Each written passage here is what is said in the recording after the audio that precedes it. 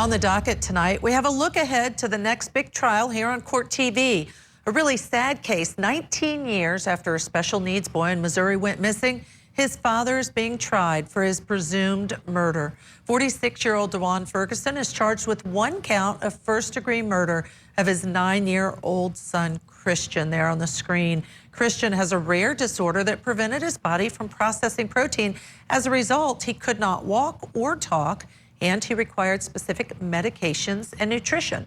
Now, on the day that Christian went missing, his father claims that he was driving him to the hospital. Ferguson told the police that he stopped at a payphone to call the doctor, and that while he was on the phone, he was carjacked with Christian still in the back seat of the car. Ferguson's car was later recovered, but to this day, Christian's body has never been found. Officials believe that between January 16th of 2001 and June 18th of 2003, Ferguson failed to provide Christian with the proper medication and nutrition needed for his condition. As a result, Christian would have likely died within 48 to 72 hours. The think tank is still with me to discuss. Philip Dubé, Bernardo Villalona, and Brian Watkins. This case is a very tragic case. It's a cold case, number one, and we all know that evidence is harder sometimes to find, and it's not as good because technology was not as good then as it is now. We also know that it's his own father who's accused of murdering him, not giving him all the proper medication and nutrition. Let me start with you, Brian, please. What do you think about, first of all, the allegations against his own father in this case? You know, that's tough, but unfortunately, we see a lot of cases here on Court TV where the parents are accused of, charged with, and convicted of killing their own children. It's a sad but true story. This is a tough case. The defendant's story in this is very hard to believe. Any jury's going to want to see a lot of evidence supporting this carjacking while I'm on the phone. Why am I stopping to use a payphone to call the doctor if I'm headed to the doctor? There's a lot of unanswered questions here that the defendant's going to have to answer. And without that, I think he's going to get convicted. Why? I think people, of course, want to see some vindication when you see a child like this being killed. Someone has to pay. And when the prosecution puts somebody in front of a jury, they're likely to go ahead and, choose that person.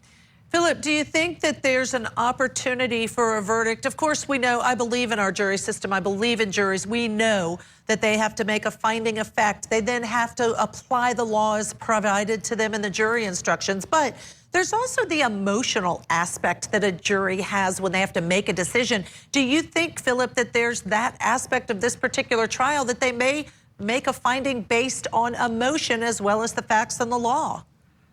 Of course. You've got a child that's afflicted with a deadly disease. He cannot properly metabolize protein, and without proper medical care and without proper prescription, the kid could die within a 48-hour period. It's a very, very rare disorder.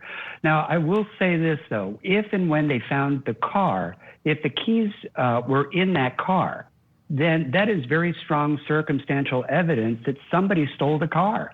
And obviously, it's a question of fact as to whether or not the child was in the back seat. I think the real question is going to be, was it common practice for him to have the kid in the back? Why would the kid even be in the back and not up front with him? A jury might say, well, what was the common practice of this family? Why was this kid, banished to the back seat? Because then, that might raise suspicion. Now, on the other hand, when the carjacker hops in the car, speeds off in the car, they're not going to see a child up front. It could be that some miles down the road, they hear a kid in the back, and that's when they pull over. And, the kid is left out in the boondocks and not properly medicated and could have died from this disorder. But you would think that they would have left the kid deceased in the car or, on his last breath in the car. So why would they abduct the child and, leave the car behind? That makes no sense.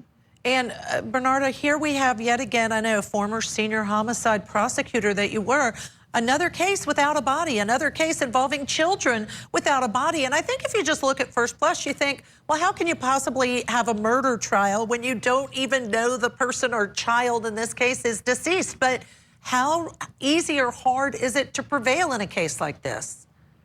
Well, any case that you're dealing with when there's not a body is always an issue because you also have the potential where the defense can get up on the stand and be like, oh, it was accidental, or the person had a heart attack, or the person died of natural causes.